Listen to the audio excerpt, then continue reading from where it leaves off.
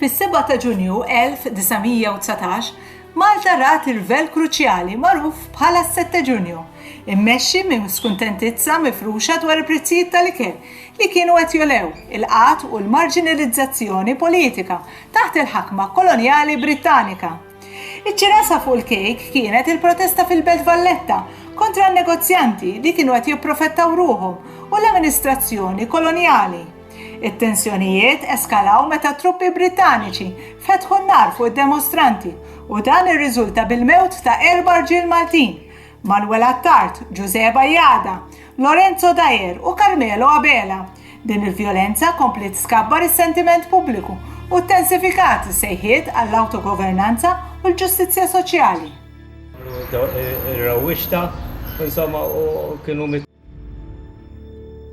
imħabba li ma qablux fuq dan u fuq tar-raxin konna kien ikun hawn tar-raxin jiġifieri u hekk niftakar jien. Għax aħna konna l-Ingliżi u hekk.